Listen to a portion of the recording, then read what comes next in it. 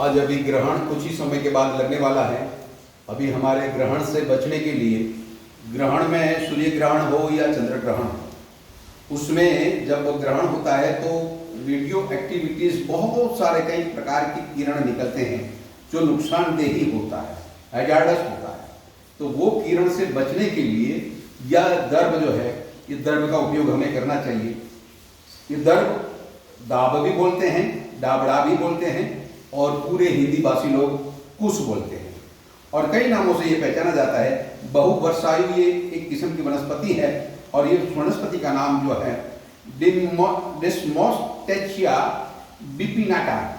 दर्भ का छोड़ बहुत ऊंचे होते हैं, गुच्छेदार होते हैं और उसके पत्ते मोटे होते हैं, मजबूत होते हैं और तीक्ष्ण धार वाले पर्ण वाले बहुवर्षीय आयु वाले ये वनस्पति है। दाब और दर्भ को सूखा लंबा घास बहुत पानी वाली जगह पर उगता है, हरा होते हैं, उसी समय उसकी धार बहुत तेजदार होती हैं। यदि चमड़ी के अंदर थोड़ी सी लग गया तो काट देगा, छुरी की तरह काट देगा और आपको खून निकालेगा। पहले के जमाने में ब्राह्मण और ऋषि सावधानी से कुछ ग्रहणी अमास के दिन श्लोक को उच्चार करके ये उसको इकट्ठा करते थे और साल भर यूज करने के लिए उपयोग करते थे।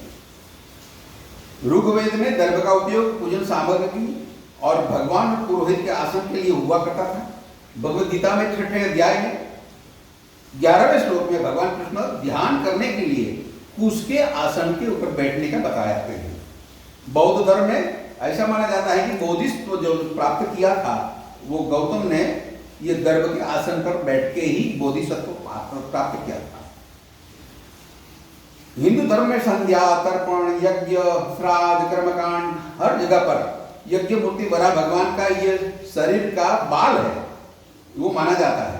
पूजा यज्ञ सभी में चटाई बनाकर उसके ऊपर दर्भासन बनाया जाता था और यज्ञ, होम, श्राद्ध, पिंडदान, हवन, धार्मिक विधि करते समय उसको अंगूठी बनाई जाती थी और उसको पवित्री बोला जाता था, पवित्रा बोला जाता था और कंकण बनाकर यजमान को विधि में बैठाया जाता था और बांधा जाता था।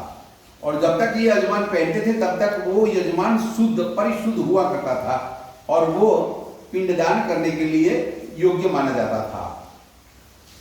दर्भ की 60 किस्म की जो किरण होता है उसको एब्जॉर्ब करने की क्षमता होती है।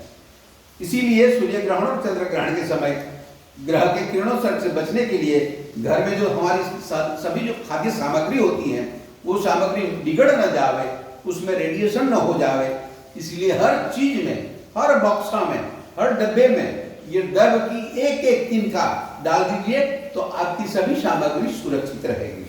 इसीलिए और हमारे ऋषि मुनि जो बोलते थे कि हर वनस्पति में तो जान है, जीवन है, लेकिन जगदीश चंद्र बोस ने जब बताया उनसे पहले भी जीवन था और जब आइंस्टाइन ने बताया उनसे पहले भी गुरुत्वाकर्षण था।